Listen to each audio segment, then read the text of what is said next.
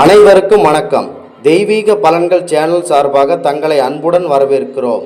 இன்று நம் காணொளியில் காண விரும்புவது சிறப்பு சந்திர தரிசனம் விரதம் இருக்கும் முறைகளை பற்றி இந்த காணொளியில் விரிவாக பார்க்கலாம். வாருங்கள் காணொளிக்கு செல்லலாம். மறக்காமல் ஒரு சப்ஸ்கிரைப் செய்யும். பூமியில் வாழும்போதும் சரி, வாழ்ந்த பிறகும் சரி, நம்முடைய ஆன்மா நிம்மதியாக இருக்க வேண்டுமானால் சந்திர தரிசனம் விரதம் கடைபிடிப்பவர்களுக்கு ஒரு முக்கிய சிறப்பு வாய்ப்பாக அமைகிறது. குறிப்பாக சந்திர பகவான் அவர்களை நாம் இருக்கும் விரத முறையின் மூலம் நேரடியாக அவருக்கு சென்று சேர்கிறது. அப்படி சந்திர தரிசனம் விரதம் இருப்பவர்களுக்கு ஒரு பெரிய அளவிலான ஒரு தாம்பூல தட்டை ஒன்றை எடுத்துக்கொள்ளுங்கள்.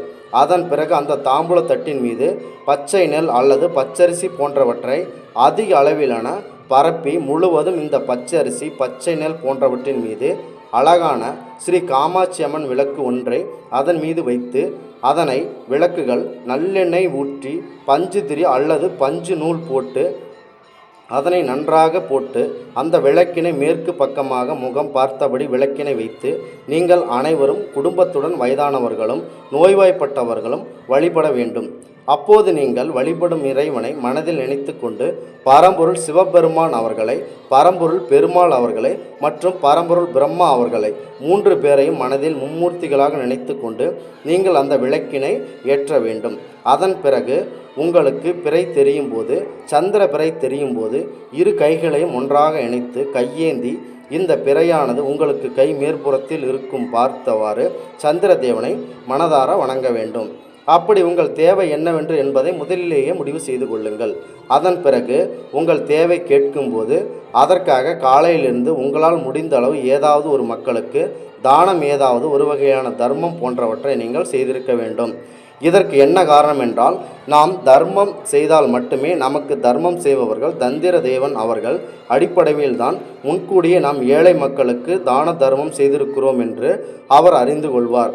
உங்களது கோரிக்கையை சந்திரதேவன் அவர்களிடம் முறையாக வைத்து அவரை மனதார வணங்கிவிட்டு நீங்கள் முன்பு வெளியேற்றிய அந்த தீபத்தை ஒரு முறை அங்கு இருக்கும் குடும்பத்தினர், ஒட்டுமொத்த குடும்பத்தினர் அனைவருமே சுற்றி வலம் வந்து வடக்கு பக்கம் நோக்கி கீழே விழுந்து மனதார வணங்கவும்.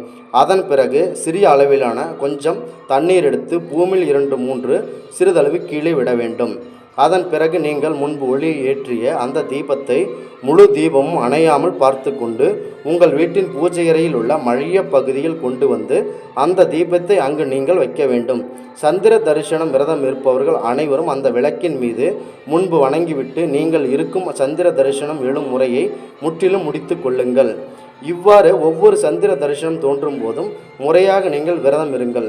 கண்டிப்பாக உங்கள் ஆயுள் எந்த வகையிலும் குறைவில்லாத செல்வ வளமும் சந்திர பகவான் அவர்கள் உங்களுக்கு வாரி வழங்குவார் என்பதில் உறுதியாக உண்மை. இந்த தகவல், இந்த ஆன்மீக தகவலை உங்களுக்கு பகிர்ந்தமைக்கு தெய்வீக பலன்கள் சேனல் சார்பாக நாங்கள் மிகுந்த பெருமை கொள்கிறோம்.